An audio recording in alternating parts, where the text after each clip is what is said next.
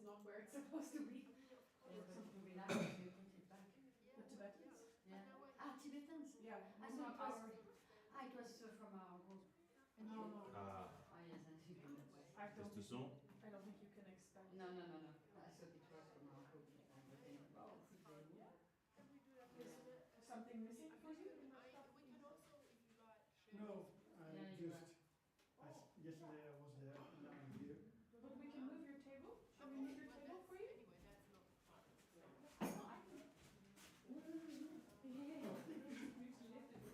Like this? Very good. Thank you. This also? No. Are these your shoes? No. It's my question. Very good, thank you. Good morning, everyone. Good morning. Morning. Is this a spare table? Yeah, it's all got moved around. Yeah. The other group was here. What's happened? Well, I'm not sure because there's Position some very skinny person sitting there. Yeah, well, we've changed this table. I was Oh yes, here it's very. yesterday, and this table was more that way. Yeah. So, we changed this. There is one more Oh, that's table. from- No, that's what? from There is today. one more Yeah, table. that's right. This one goes back. Yeah, it wasn't. That's good. Yeah. Yeah. You can leave that there if you want to be further away from that smelly guy. No, I'm on the table here. I'm on down. I'm down. I'm sitting on the floor. Hij is jou dus nog Ah, niet. zo, No, there's there no is table. there is, they are true because you. But still, we move one back here. Yeah, it's about to. Let's do this I one back don't here. understand what it was like again. Well, it's always different because things are done here. Yeah, that's true. Also, this is a Buddhist place. That's true. Live with the movement of things. But then there was someone in front of me. No, that's mine. You were in front of No, me. but it doesn't matter if you're here. It's the same.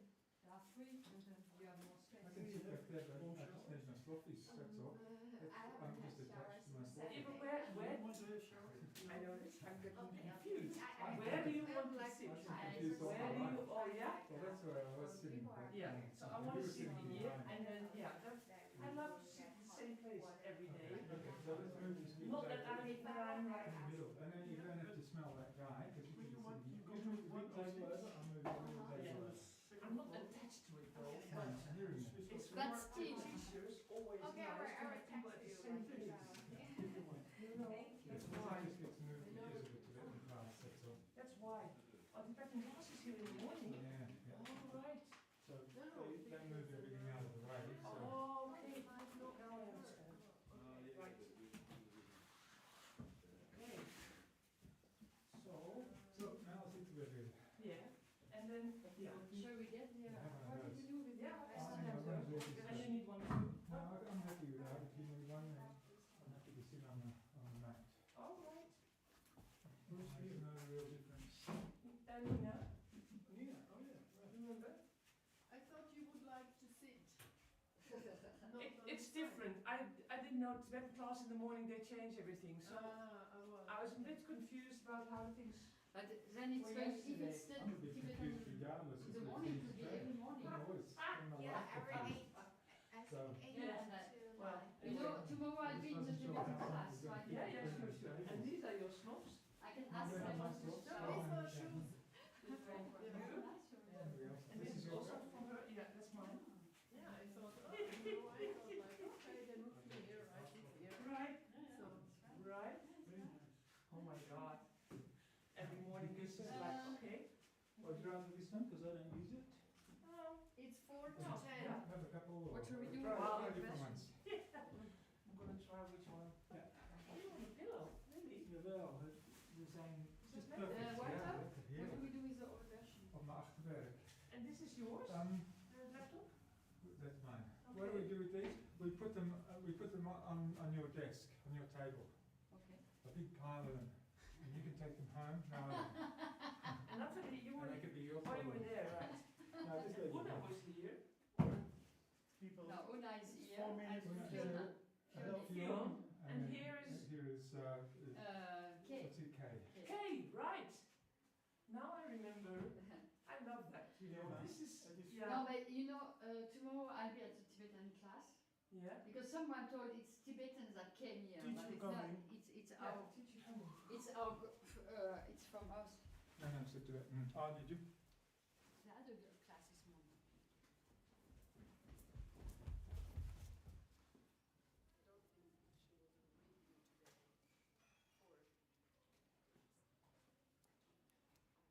You know, I wanted to say that I read ahead, and I don't think I will address this question because it will become clear, or I ask tomorrow. Yeah?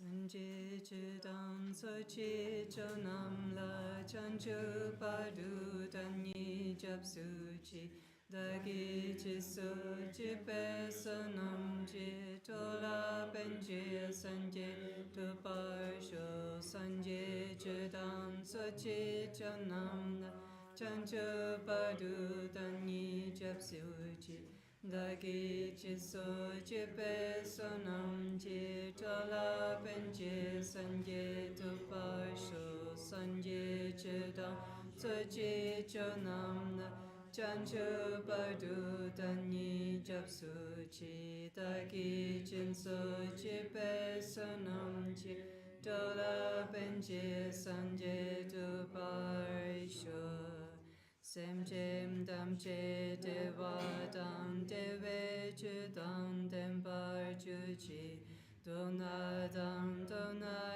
chi chu dam davar chu chi dona me pe deva dam ba dam mi dalvar chu chi ne cha dan ni dan dave dan yon se me bala ne bar chu chi Chancho semcho rinpoche ma je panam je chushi je pa nyampa me pa tam gong ne gong du pel war sho.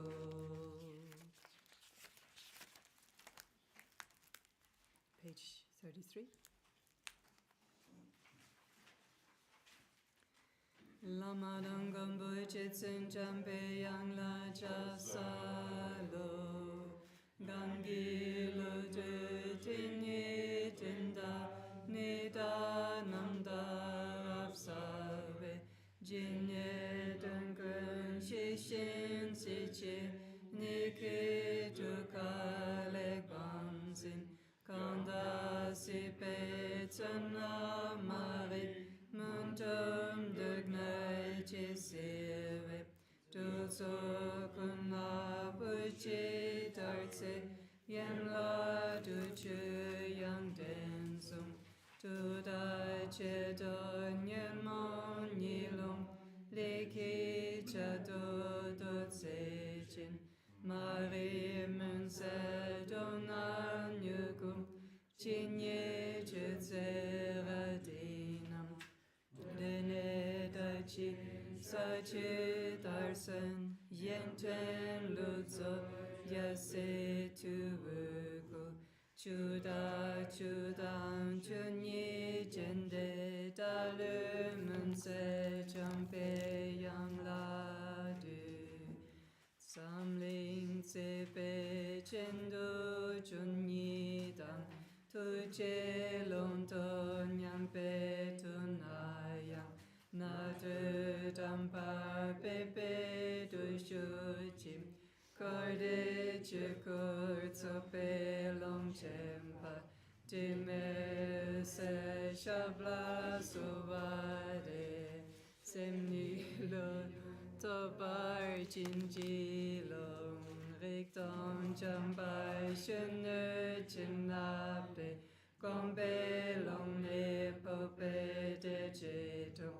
long doi jutsu jatsu na wangju mi bam champe yang la sovade chamchen mi ye shedam bushin se ye she ki marim pasen Gigatsa dove gunjurbe ganden shupa de la jasalo Marabatsanadim Marabatsanadim Marabatsanadim Marabatsanadim Marabatsanadim Marabatsanadim Marabatsanadim Marabatsanadim Marabatsanadim Marabatsanadim Marabatsanadim Marabatsanadim Marabatsanadim Marabatsanadim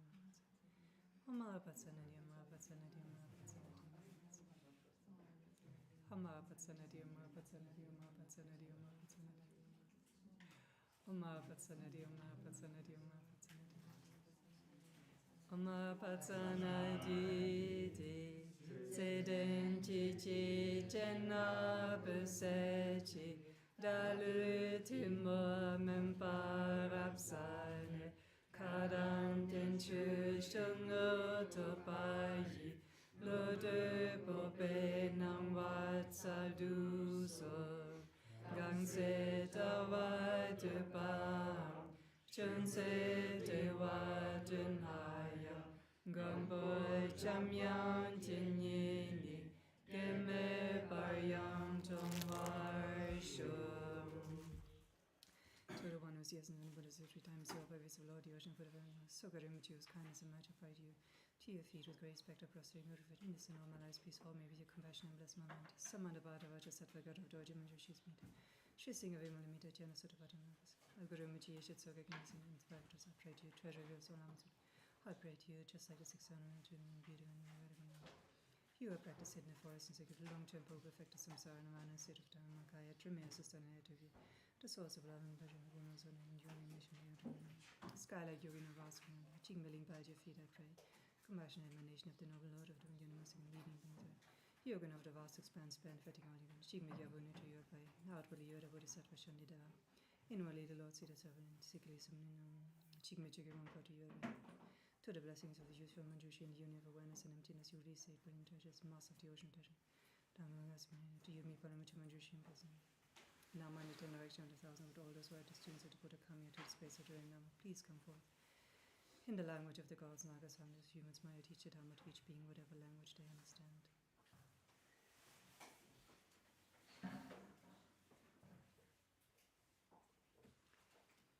So for the sake of all sentient beings who have been extremely kind to us and who are as limitless as space is vast, please listen to the teachings having established the motivation of sublime bodhicitta.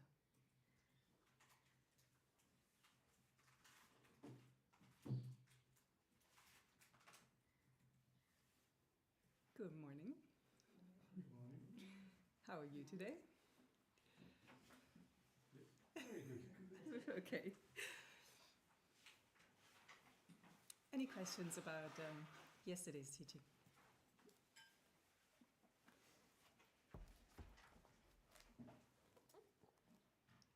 Okay, let me rephrase that maybe.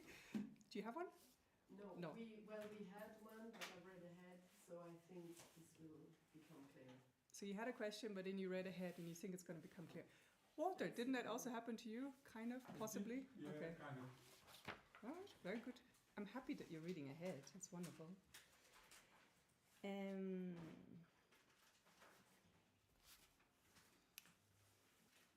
Maybe let me ask you then, is there anything that you've heard in the teachings of Shantideva and Kempo Kumpa so far where you go, I don't know, that really touched me, or it's something that I really want to integrate, or something that I'm working with already that I would like to continue taking deeper?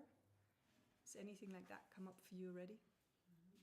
I didn't understand the question. So, in the teachings, was there anything that already moved you, or that you want to work with, or that you're working with already?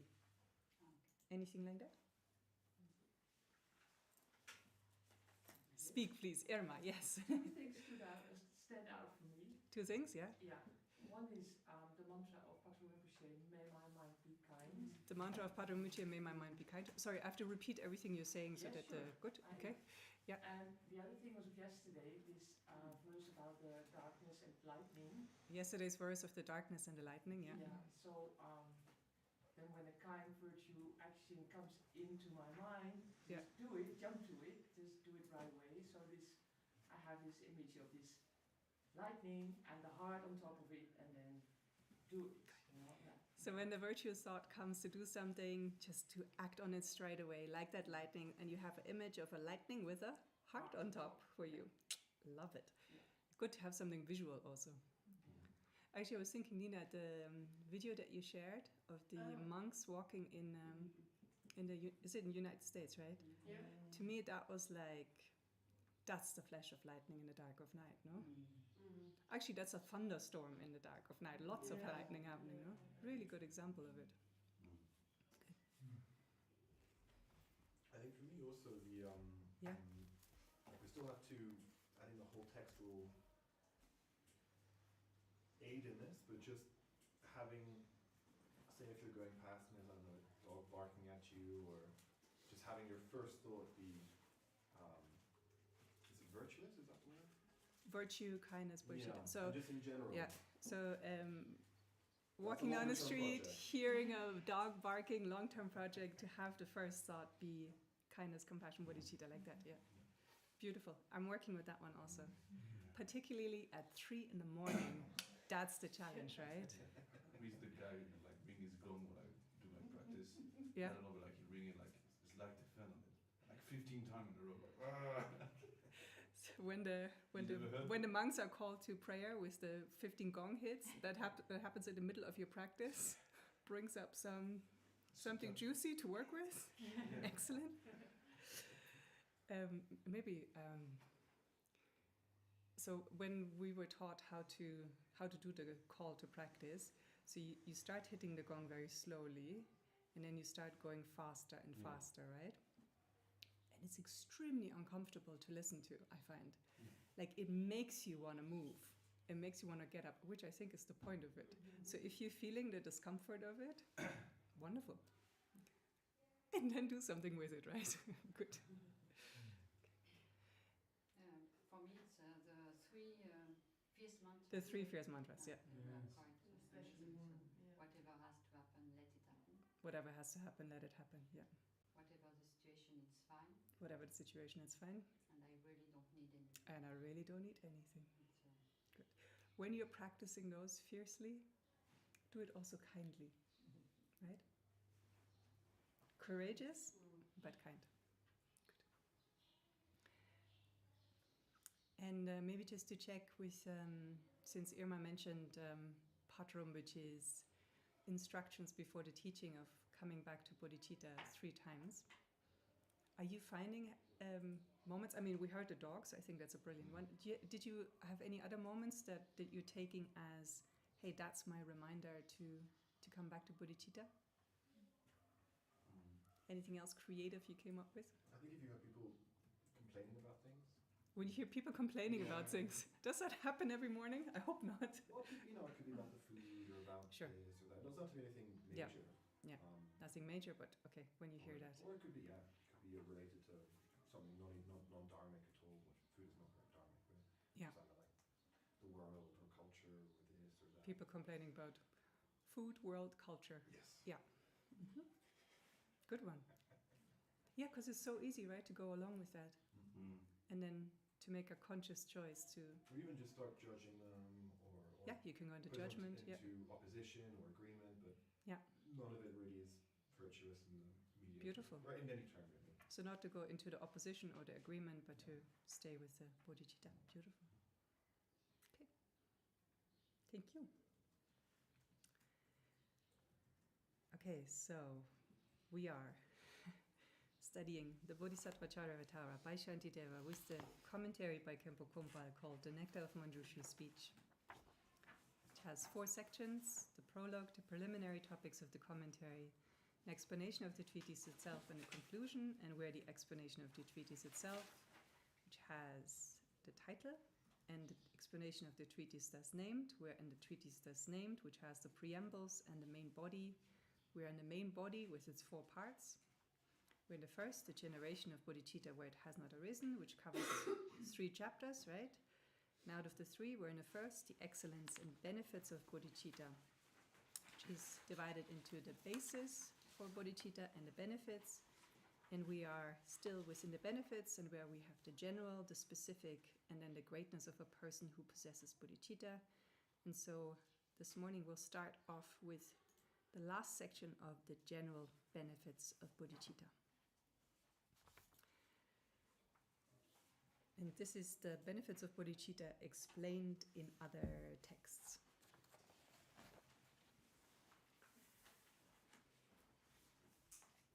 So we are on page 50 in our commentary. And so it quotes here the Gandharvuya, which is actually one of the most important Mahayana sutras. And very simply, it tells us the story of Sudana, who wants to generate the mind of enlightenment, bodhicitta, and he does so in the presence of Manjushri. Good for him. And but Manjushri sends him off to study with a monk called Megashri. And in the end, he just doesn't study with that one, but he goes to meet 110 teachers. And he asks each one of them about the benefits of bodhicitta. And then at the end, hearing all of these explanations, he's still not quite satisfied. So he goes back to Manjushri. And Manjushri gives him 230 examples to illustrate the benefits of bodhicitta. So yesterday we had how many? 5, right? So we could do it in 5, we can do it in 230. But actually the point of this whole quotation is that the meaning of bodhicitta is infinite. The benefits of it are infinite. So we could use an infinite number of examples to illustrate it.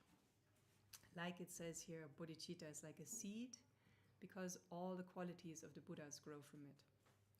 It is compared to a field because the goodness of all beings flourishes because of it. So basically the main point to understand here is the benefits are infinite, immeasurable. But then even though that's the case, we can condense the benefits into 3 to keep it simple, which is the last sentence of the benefits, which is it can cause us to attain enlightenment, it increases virtue, and it purifies negativity. So helps us to attain enlightenment, increases virtue, purifies negativity, and that's the essential version of the benefits of bodhicitta, as explained in other texts. And then maybe just to give you one quote from the Zindri, which is the commentary to the words of my perfect teacher, right? You're probably familiar with that, where it says the benefits of bodhicitta are described in detail in the Avatamka Sutra.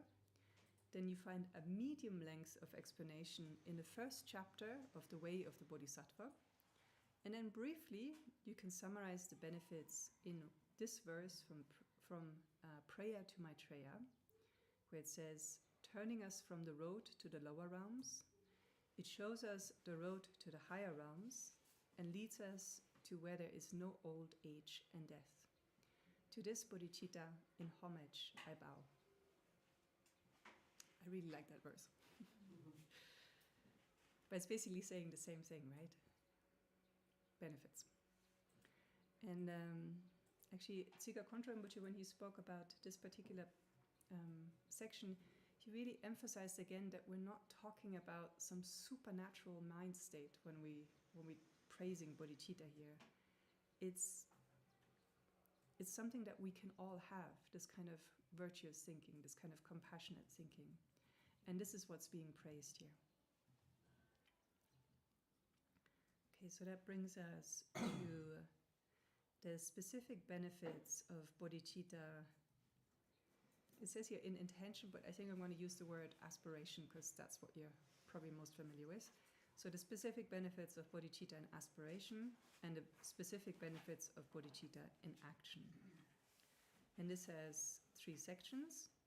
First, we have the classification of bodhicitta in aspiration and in action, then the benefits of bodhicitta in aspiration and in action, and then proving the benefits of bodhicitta through scripture and reasoning.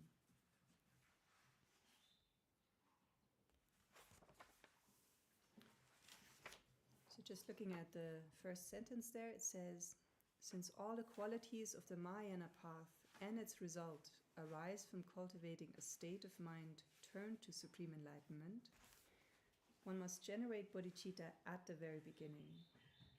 Bodhicitta is then classified first as plain and easily cultivated, or relative bodhicitta, which is engendered on the basis of prompting, and then second as subtle or ultimate bodhicitta, which is gained through the recognition of ultimate reality.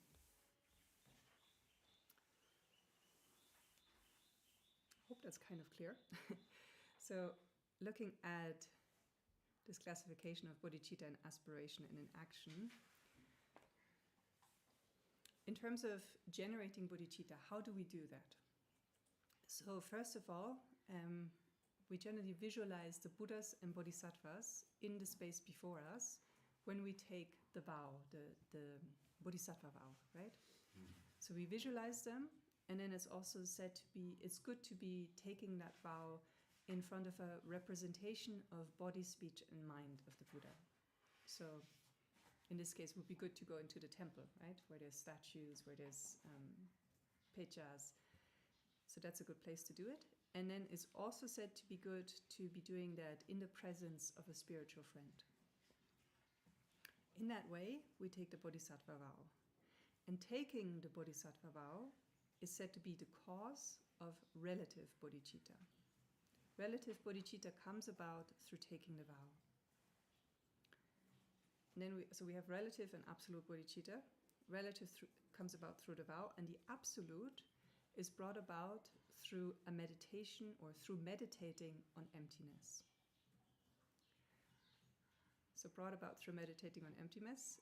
So when we get to the first bhumi, which means when we see emptiness directly, that is generating this subtle or ultimate bodhicitta. And maybe in review class you could have maybe a quick look at paths and bhumis. Sure. Like not urgent, but at some point would be great. So basically all the qualities of the Mayana path and the result both come from bodhicitta. And so if we want to follow the path and if we want to attain the result, we need to first generate this bodhicitta in the way just described. So this is why we have an explanation of how to generate it and what the benefits are. Okay, let me just try to say that again. With bodhicitta, it has, which is divided into a relative and ultimate or absolute bodhicitta. Relative is brought about, developed by taking the bodhisattva vow. The ultimate is brought about through the meditation on the ultimate reality. And so we can say that like the first 8 chapters of the Bodhisattva are actually helping us to bring about the relative bodhicitta, to train in that. And then chapter 9 is helping us develop the absolute bodhicitta. Does that make sense? Okay. So then we come to an explanation of this so-called plain or relative bodhicitta, which is, as it says here, engendered on the basis of prompting. So we need to do something to bring that one about. And we have here a quote from the Sutra Lankara from Maitreya, which shows us the causes that bring about bodhicitta. So it says the power of a friend, the power of the cause, the power of the root, the power of listening to the teachings and of virtuous practice. From these it comes, both stable and unstable. This, I say, is bodhicitta that is shown by others.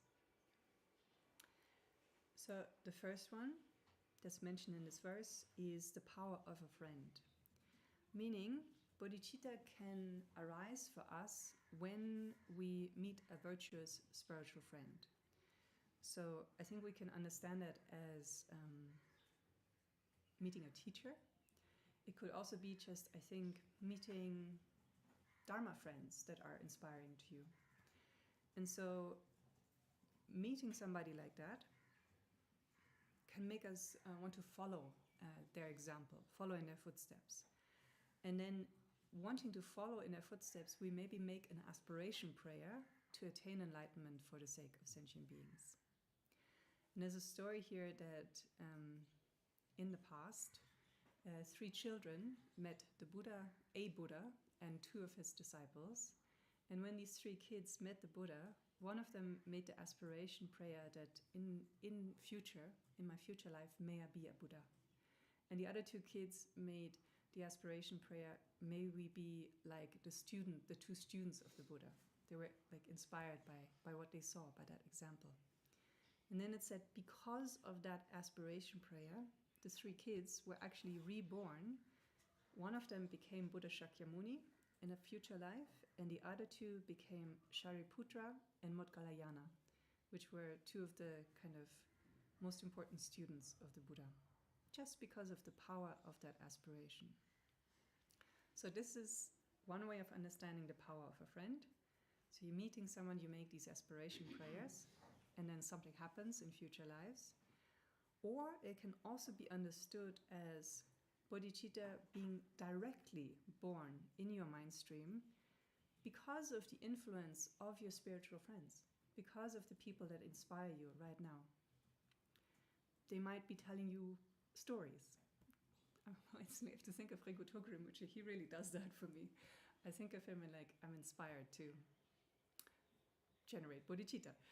So hearing stories, seeing the inspiration through somebody else can make bodhicitta arise in us. And this is called the power of a friend.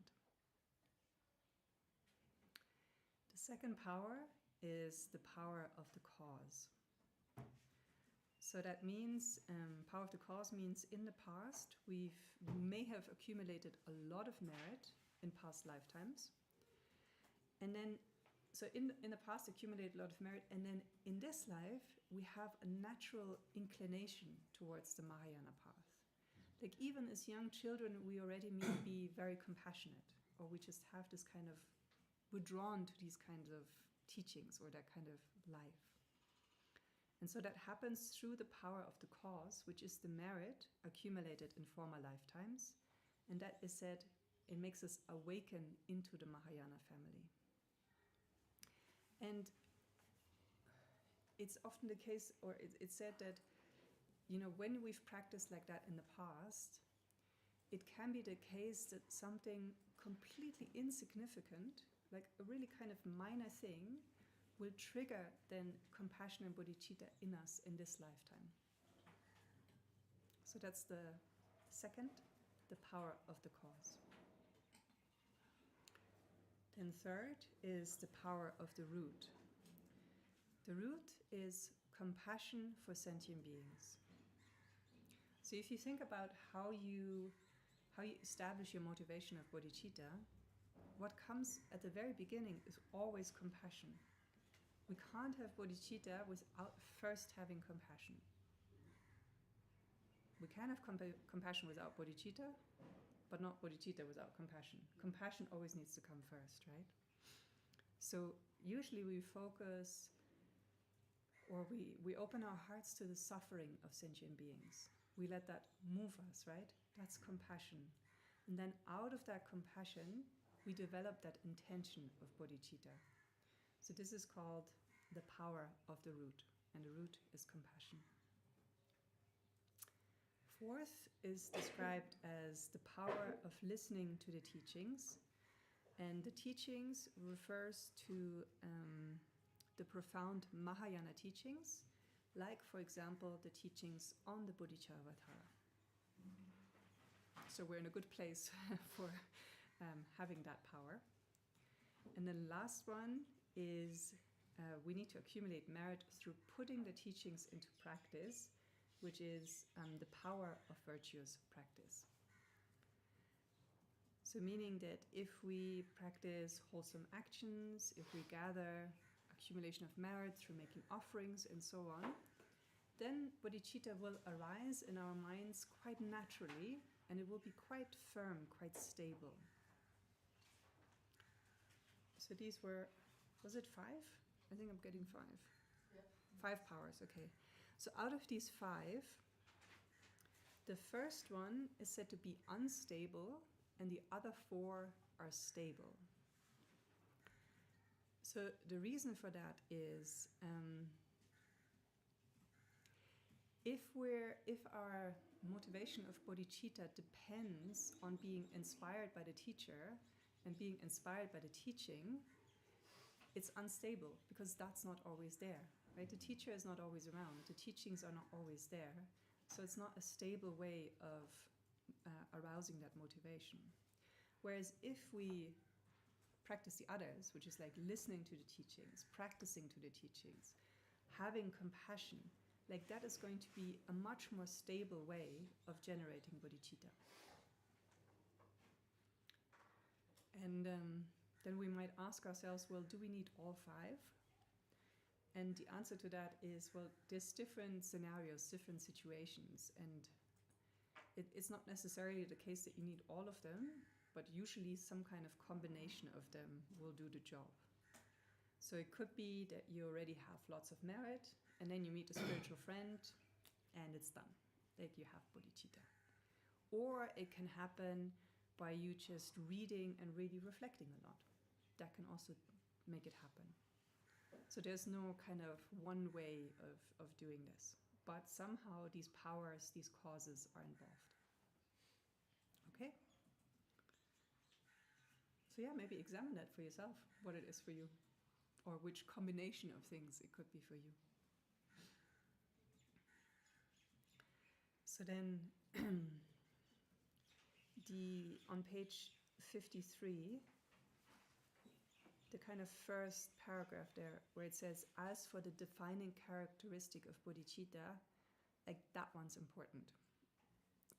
Just mark that somehow as crucial. So it says that according to omniscient Longchenpa, bodhicitta has two aims or features. This is the crucial point. So bodhicitta means through compassion, we focus on the welfare of others, and through wisdom, there's a focus on complete enlightenment. So it's endowed with, bodhicitta is endowed with these two aims or these two features. And the other important statement there is that the cultivation of bodhicitta is the wish to attain complete enlightenment for the sake of others. Clear, right? That's like defining what bodhicitta is here.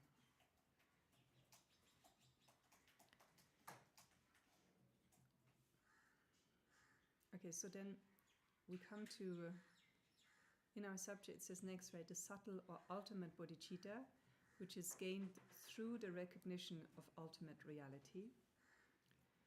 And the first line is subtle bodhicitta, the one that's difficult to realize, is born from the strength of meditation. Which type of meditation?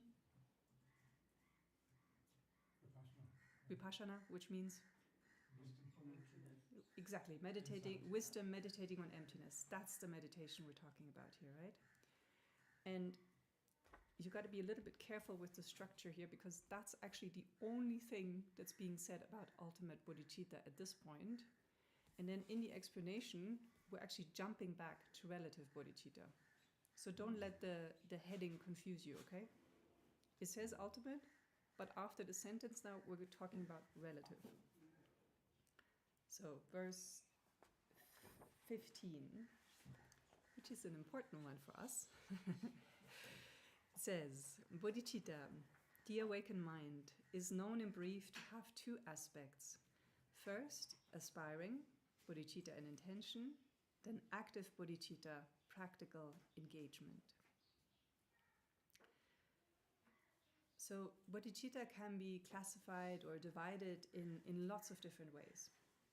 But the one that's really important for us here is this classification according to aspiration and action. We're talking about relative bodhicitta right now. So bodhicitta and aspiration. Bodhicitta and aspiration is aspiring to enlightenment for the sake of others. And then bodhicitta in action is engaging in the bodhisattva activities. What are the bodhisattva activities? The 6 paramitas, exactly.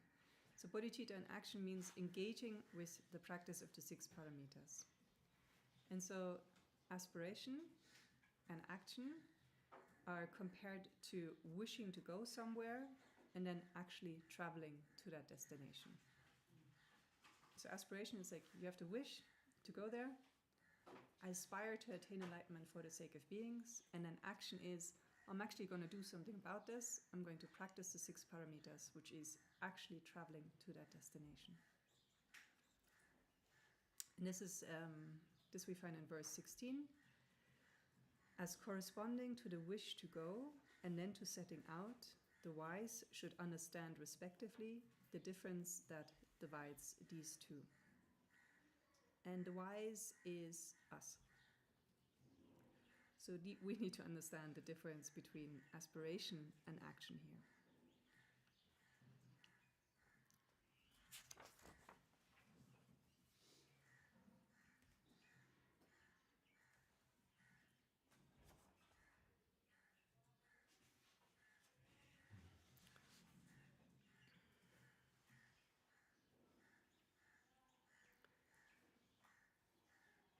Okay, so looking at the bottom of page 54,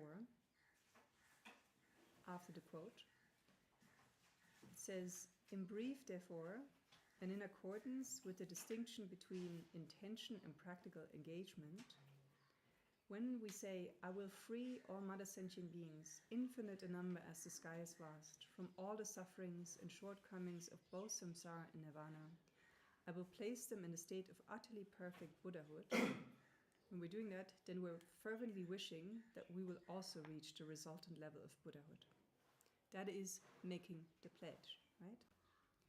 This is bodhicitta in intention or aspiration, endowed with two aims or orientations. And then, after promising to undertake the path of the six paramitas, which are the cause, we engage in practice according to our pledge, and this then is active bodhicitta or bodhicitta in action. And this is compared to just as when one sets off on a journey, the wish to go is not discarded. In the same way, when there's active bodhicitta, the bodhicitta in intention is necessarily present. I think that's kind of clear, right? It's like, first we have that intention and then we go, but while we're going, we're not letting go of the intention. So aspiration and action go together.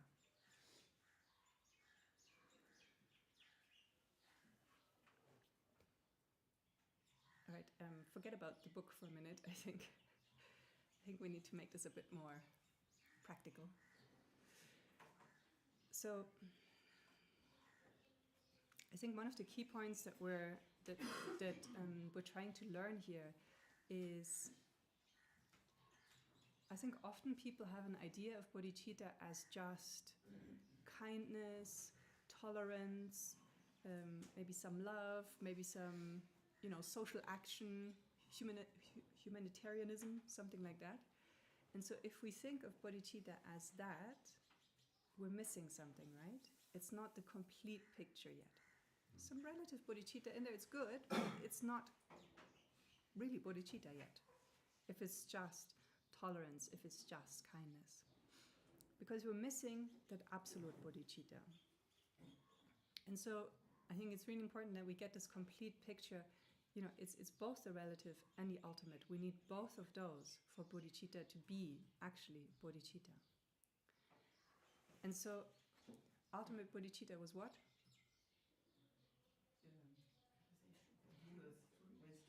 Wisdom, right?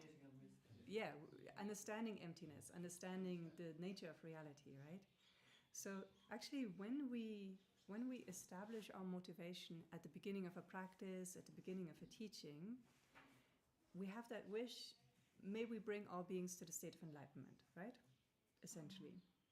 But actually what we should bring in there already, as much as we can, is a bit of that view of emptiness, of non-duality.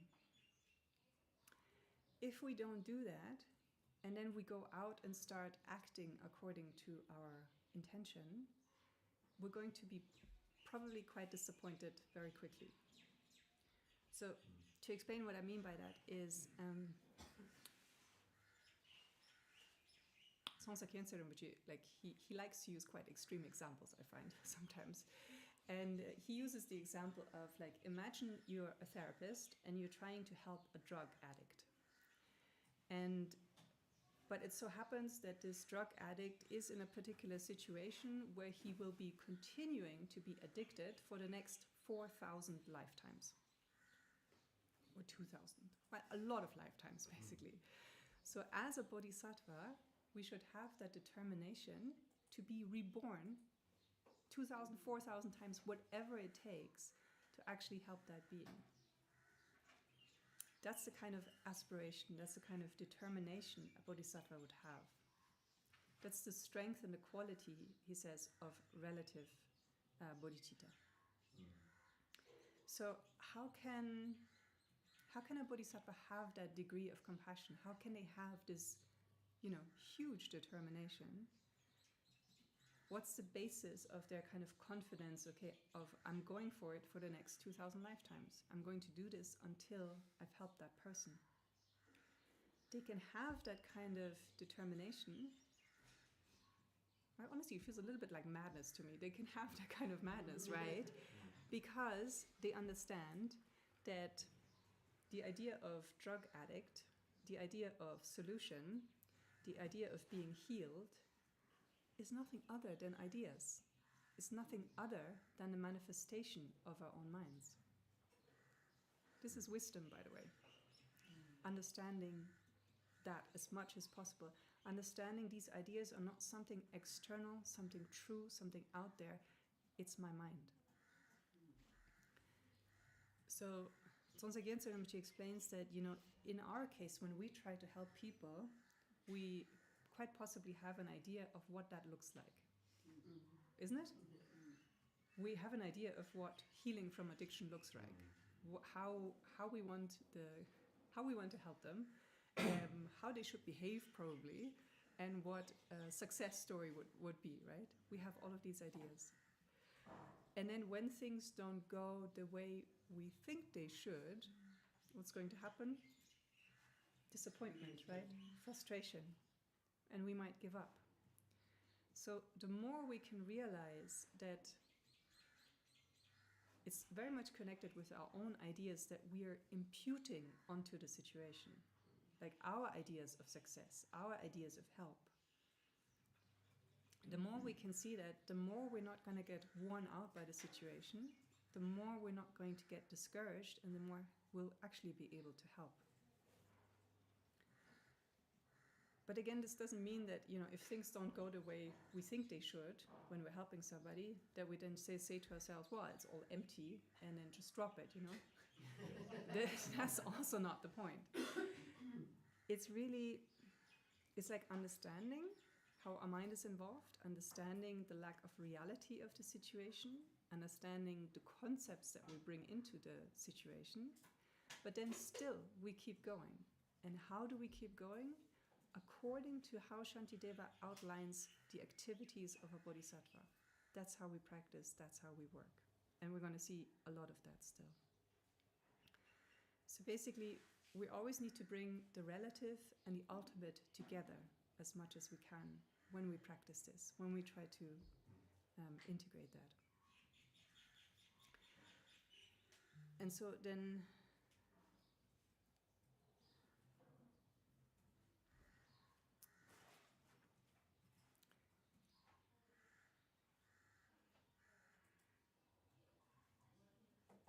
sorry, I just got a message that a friend of mine died.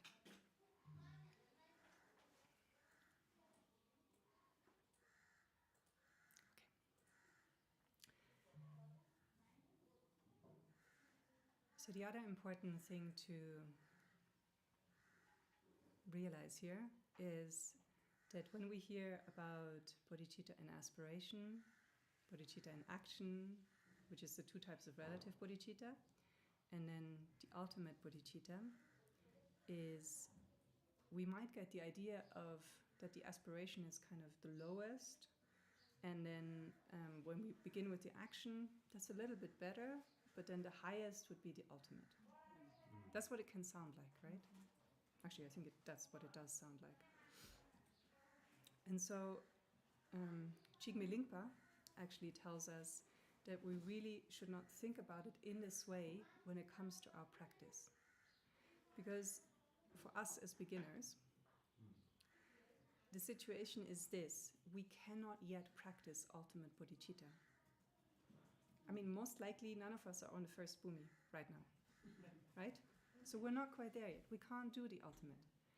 And then looking at the bodhicitta in action, to fully practice a paramita is actually incredibly difficult.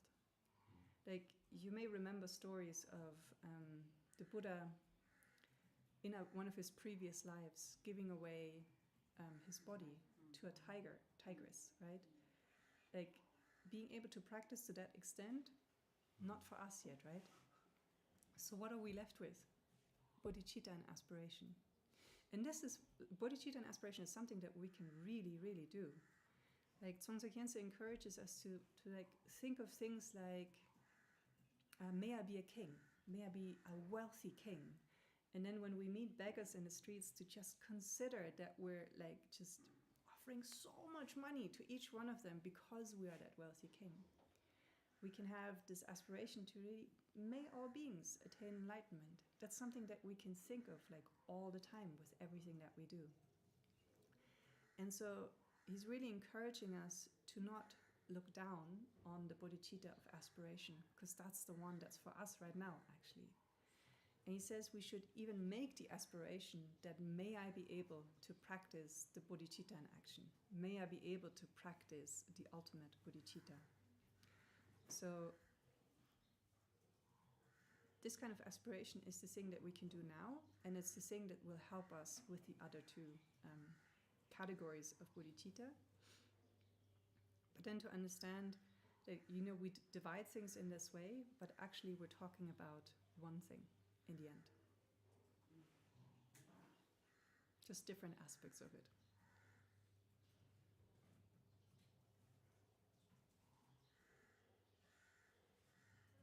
Okay, so let's take a 5-minute break.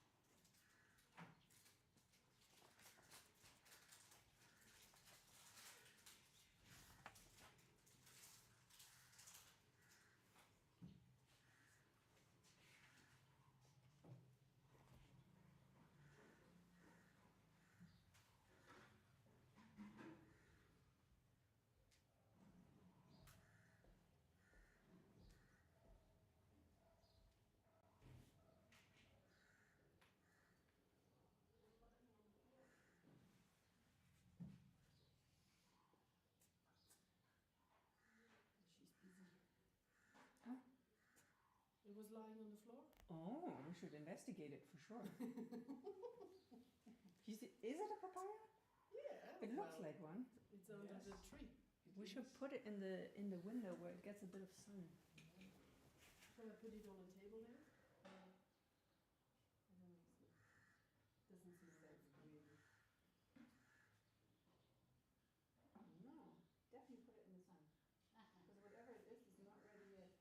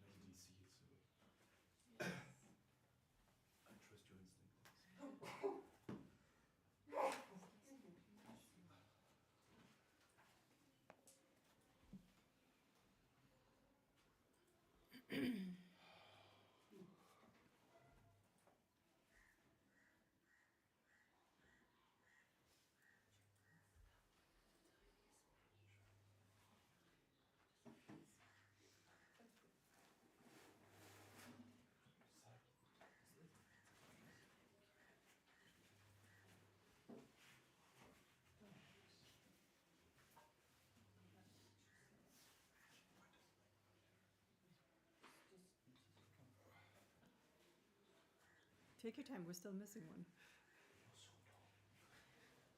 Oh, is it not a round of Fion being too tall? Poor Fion. You're No. gonna get real late. You're gonna end up right in the Eh, corner. probably, yeah. He's looking through the window. Oh no.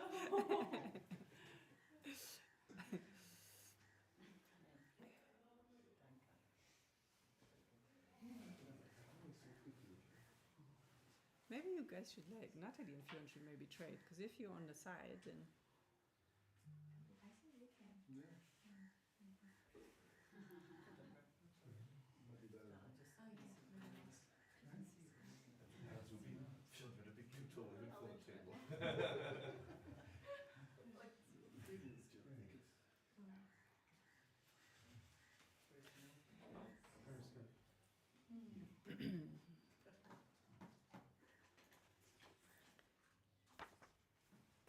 okay, so let's continue. So we saw our definitions of relative bodhicitta. We talked about very briefly about ultimate bodhicitta. And now we come to page 55, which is the benefits of bodhicitta in aspiration and in action, which is verse 17. From bodhicitta and intention, great results arise for those still turning in the wheel of life. Yet merit does not arise from it in ceaseless streams, as is the case with active bodhicitta. So here there's a difference in the benefits of aspiration and action. And it said that bodhicitta of aspiration is already endowed with immeasurable benefit, with immeasurable merit. So even when while we're still in samsara, it's going to lead us to great results, great fruits. So that means maybe we'll reach the states of Brahma and Indra, which is very high up there in samsara, or in a human realm we could become something like a universal sovereign. So this is just the benefits of bodhicitta and aspiration. It's already quite good, right? But this bodhicitta of aspiration does not have the same kind of unceasing merit as does the bodhicitta of application. So application has greater power, greater benefit. Because application results in this uninterrupted stream of meritorious action. And aspiration only aspires to the fruition, while the application actually engages with the causes to bring about that fruition. So it makes sense, right, that the action is more meritorious. And so Rinpoche Rinpoche says here that if we only have this intention, this aspiration, that is already really good. It's very positive because it's a limitless kind of aspiration, right? It's the most positive aspiration, wishing to help all sentient beings, bringing them to that ultimate happiness of enlightenment. He says there's nothing negative about it. It's just purely positive. It's so good. But even better than that pure aspiration is putting it into action. So not just wishing, may it happen, but actually going out and doing something towards it, towards that, taking a first step towards it, committing to it. So when that intention transforms into action, into concrete steps, then it's said that you're the kind of bodhisattva where even when you're like resting or sleeping, you're still accumulating great merit. So if you're wondering how that works, the logic here is, who wouldn't want to accumulate some merit while sleeping, right? Sounds like a good idea. So the idea is, Rinpoche, he describes it in the following way. It's like, imagine that you're going on a pilgrimage. So you're like going on this big journey, this big pilgrimage. Once you've set out on the journey, once you are on the road, you are on pilgrimage. And while you're on a long pilgrimage, there's times where you need to take a break. You need to sleep a little bit, you need to rest your legs, maybe you need to get some food. But that doesn't mean that in that moment you're no longer on the pilgrimage, just because you're stopping for lunch, right? So the same logic here is for us. Once we've started on that action of a bodhisattva, of course we have to take breaks once in a while. Of course we have to sleep and eat. It doesn't mean that the moment you fall asleep, you stop being a bodhisattva, right? You'll continue to accumulate positivity, merit all the time. And therefore, this kind of bodhicitta in action is considered to be kind of strong and better. Make sense? Okay. So then we come to verses 18 and 19. For when with irreversible intent the mind embraces bodhicitta, willing to set free the endless multitude of beings, in that instant, from that moment on, a great and unremitting stream, a strength of wholesome merit, even during sleep and inattention, rises equal to the vastness of the sky.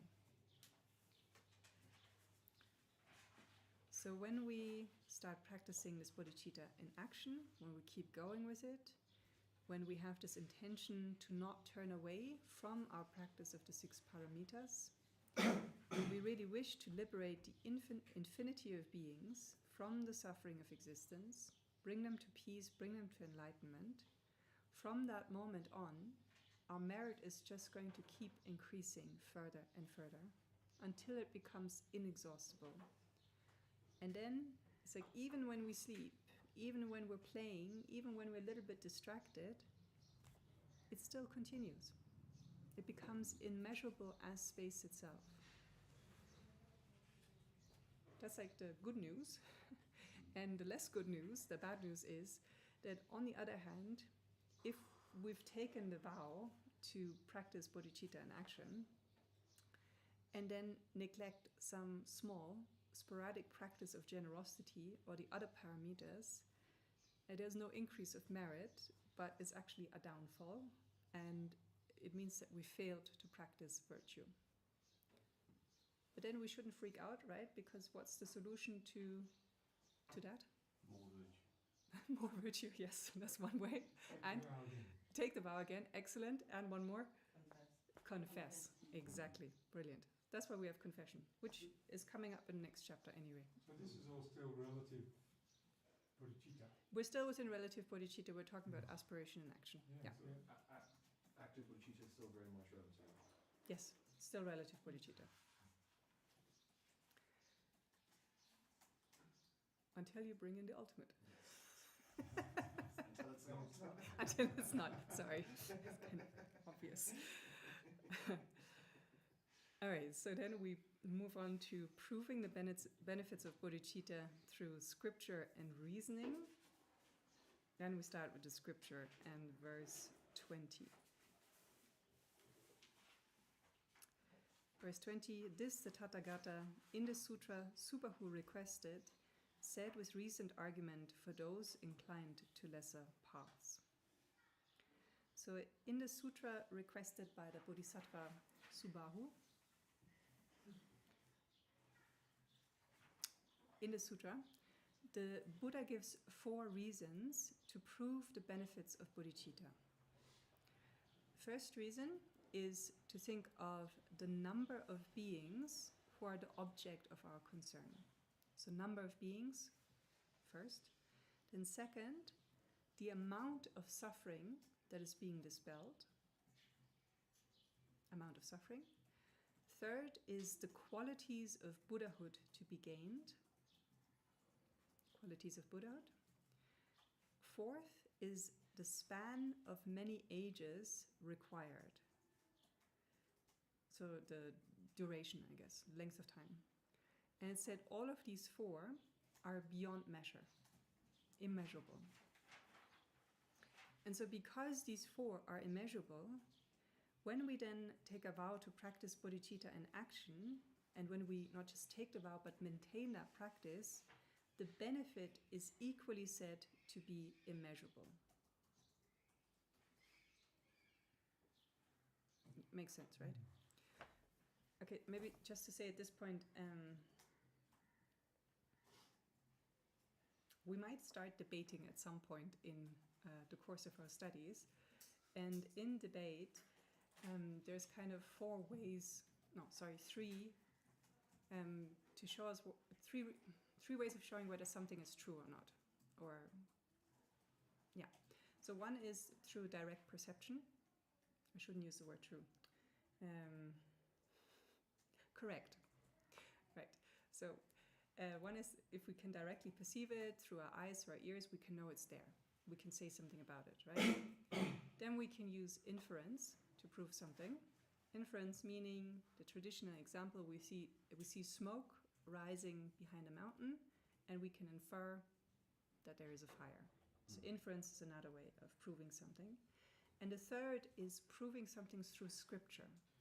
So when we actually trust the words of the Buddha, we can use that as a reason to prove something that is beyond our capacity to directly perceive or infer. So proving through scripture is something that's going to happen again and again. And yeah, just to mention, this is part of traditional logic. So here we're using scripture. So then we move on to proving the benefits with reasoning. And first looking at the bodhicitta and aspiration, proving that. So I think for this part, the verses will be key for you to look at. Just focus on the verses more than on the commentary, I think. So verses 21 and 22. If, with kindly generosity, one merely has the wish to soothe the aching heads of other beings, such merit knows no bounds. No need to speak then of the wish to drive away the endless pain of each and every living being, bringing them unbounded excellence. So basically we're asking here, which one is greater? If we just have that compassionate wish, like it says here, to soothe the headaches of a few people, that's said to bring tremendous merit. Just that. But then how much greater must be the merit of a bodhisattva who wishes to remove the infinite suffering of all sentient beings, not just now, but also in future. And then on top of that, he wishes to bring them every kind of temporary and ultimate happiness beyond measure. So comparing the two, it's clear which one is greater, right? Verses 23 and 24. Could our father or mother ever have so generous a wish? Do the very gods, the rishis, even Brahma, harbor such benevolence as this? For in the past, they never, even in their dreams, wished something like this even for themselves. How could they do so for another's sake? So again, it's saying that the attitude of bodhicitta is really beyond compare. So bodhisattvas wish for all sentient beings to have Buddhahood. And there's nobody else with this kind of compassionate attitude like that. Nobody else has that. It said that, even if we look at our parents, I know that's not true for all of you. There's a couple of bodhisattva parents out there that I know of. But it's mostly our parents, even the loving gods, even the sages, the rishis. They may be very kind, but they don't have bodhicitta. They don't have that wish for beings to be enlightened. So they never even dreamed of attaining enlightenment for themselves. So it's impossible they could wish it for others. And so again, this attitude of bodhicitta is just beyond compare. Then verses 25 and 26. This aim to bring the benefit of beings, a benefit that others wish not even for themselves, this noble, Jew-like state of mind arises truly wondrous, never seen before. This pain-dispelling draught, this cause of joy for those who wander through the world, this precious attitude, this jewel of mine, how shall we calculate its merit? So what it's saying here is that bodhicitta is the most precious, it's the highest, it's the most noble of all mental states. And when this kind of marvelous attitude arises in our mind for the very first time, it's like as amazing as this divine wish-fulfilling tree sprouting in our world. Do you remember the wish-fulfilling tree, right? Mm-hmm. So bodhicitta is the source of every joy. It's the healing remedy that cures the suffering of everyone in samsara. So the merit of bodhicitta exceeds any measure.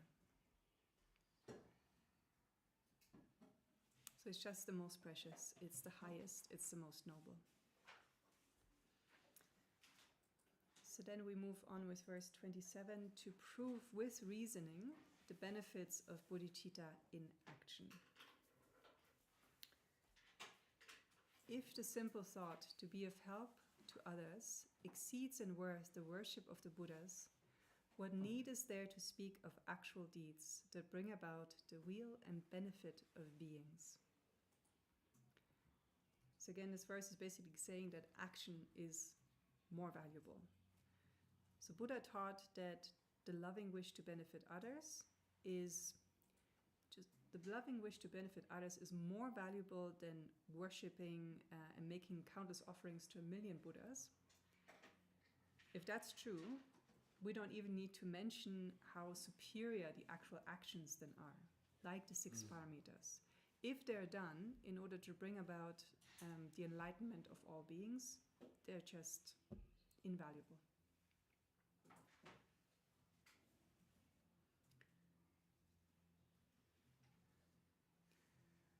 Verse 28. For beings long to free themselves from misery, but misery itself they follow and pursue. They long for joy, but in their ignorance destroy it as they would their foe. Sound familiar? Maybe you should use the other translation. So, though longing to be happy, in their ignorance they destroy their own well-being as if it were their worst enemy. Although they long to get rid of suffering or be rid of suffering, they rush headlong towards suffering itself, right? So the point of this verse is that bodhisattvas bring happiness where it's not found before, where it can't be found. So in the world, if we look at what people wish for, what they long for most deeply, and then if we look at how they act, there's a discrepancy, right? Their wishes and their actions are not in tune. So they don't really fully understand what brings happiness and how to avoid suffering. And so the bodhisattvas then, they bring happiness with their love.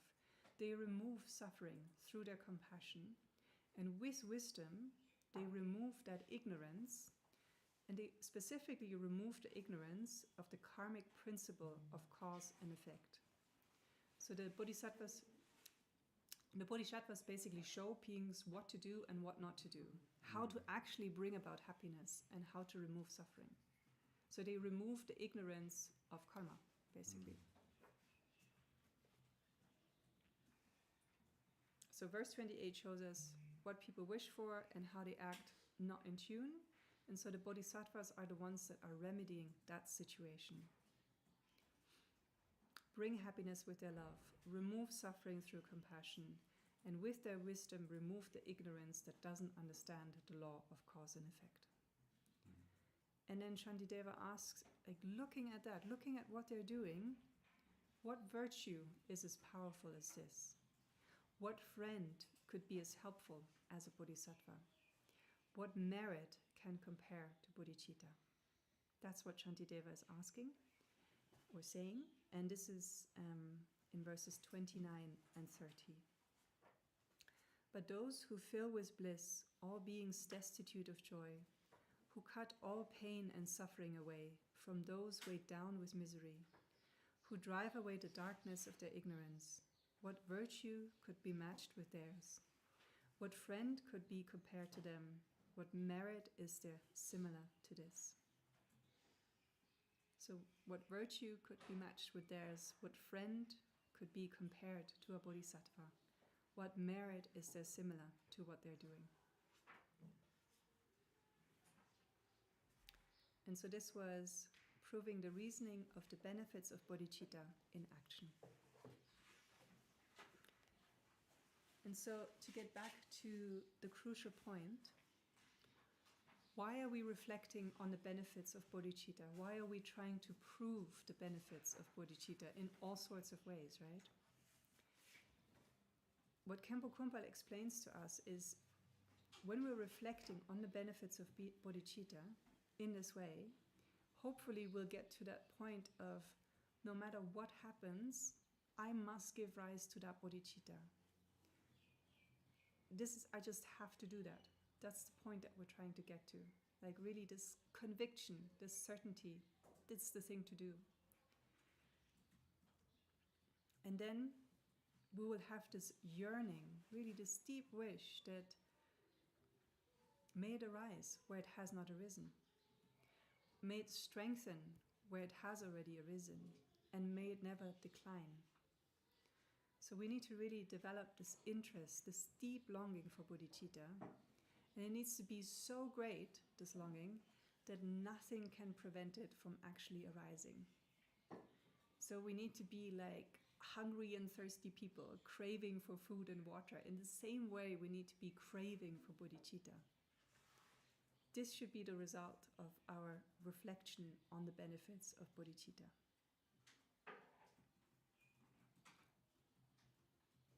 And then it's said it's no use just knowing the benefits. We actually have to train ourselves in bodhicitta again and again. Right? That's the job. How are we doing? How are the brain cells doing?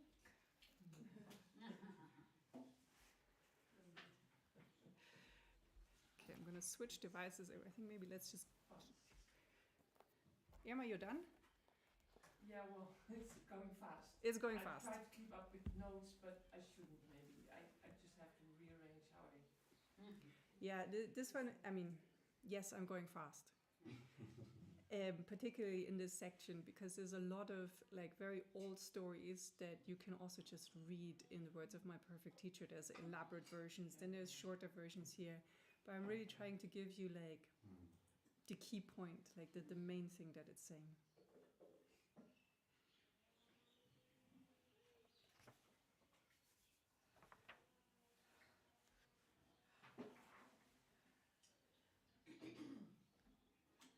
Okay, let's just do one more little thing, which is just making a little bit of a start of the greatness of somebody who possesses bodhicitta. So this is looking at verses. 31. Did we do 29? 31. I can't be skipping, like, No, we did not. I did not read verses 29 and 30, no? Jeez. But didn't you give the... I gave the, I think you read 30. There is no Read 30, friend yeah. like a bodhisattva. okay, but we have to make sure that I read 29 also. Yeah, I read it, no? Yes, Did you not give them in the old version and not the new one? That could be. No, that was shown. Okay, I think I said 29 and 30. No. If I didn't say it, I'm going to have to come back tomorrow and say them. Okay, so let's do 31, 32, 33, just in one go, those three. 31. If someone... You guys are okay? You don't know what's happening? It's okay. We're talking about the greatness of a being with bodhicitta. So, if someone who returns a favor is deserving of some praise, why need we speak of bodhisattvas, those who do good, even unsolicited? People praise as virtuous donors, those who with contempt support, a few with plain and ordinary food, a moment's gift that feeds for only half a day. What need is there to speak of those who long bestow on countless multitudes the peerless joy of blissful Buddhahood, the ultimate fulfillment of their hopes?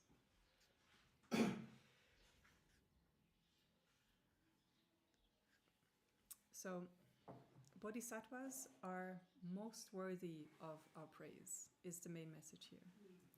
So, ordinary people, we praise them even if they're just repaying the good that somebody else has done to them in the past. Or we praise them even if they're just moderately generous, even if they're just offering a little bit of food, right? We praise them. But then you can't compare their merit to the merit of a bodhisattva who works only for the benefit of others, who has no need for any compensation, who's not expecting compensation, right? And they're doing all of that, these bodhisattvas, without once being asked for it. And then looking at it, they give not just to a few beings, right? But to everyone. They're giving not in the short term, but they're giving until samsara is empty. Their gift isn't a small thing, it's the unsurpassable bliss of Buddhahood. And the way that they're giving is not with disrespect, but with serenity, with devotion. And the benefit isn't limited, it fulfills all wishes continuously without interruption. Shall we do that again? So comparing ordinary people and bodhisattvas, right? Bodhisattvas are most worthy of a praise because they don't just give to a few beings, but to everyone. They're not giving in the short term, but until samsara is empty. The gift is not small, but it's unsurpassable bliss of Buddhahood. The way they give is not with disrespect, but with serenity and devotion. And the benefit is not limited, but it fulfills all wishes continuously and without interruption.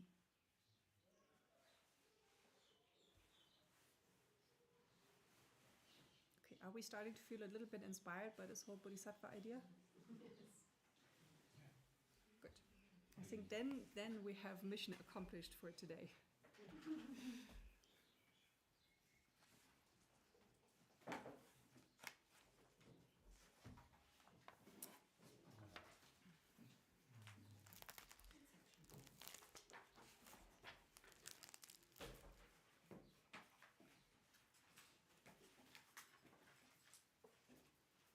So then, as we can imagine, when we talk about bodhicitta, when we think about giving rise to it, when we actually engage in the study of it, is something so meritorious. It's something incredible, right?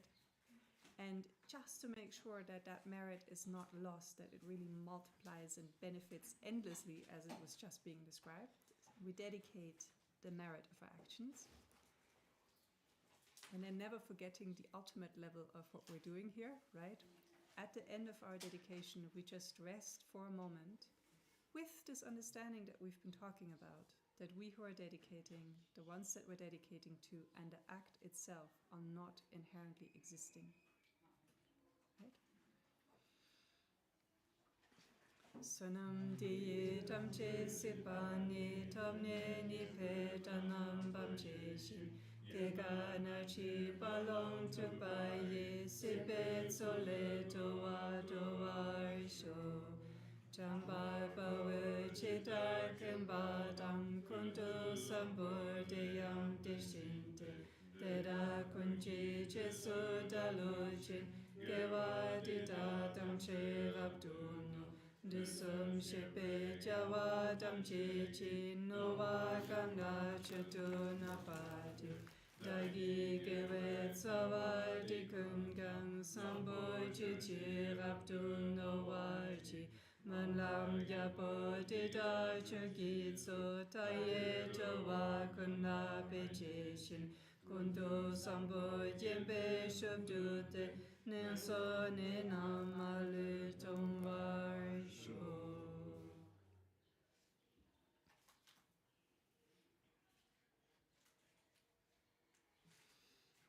Thank you.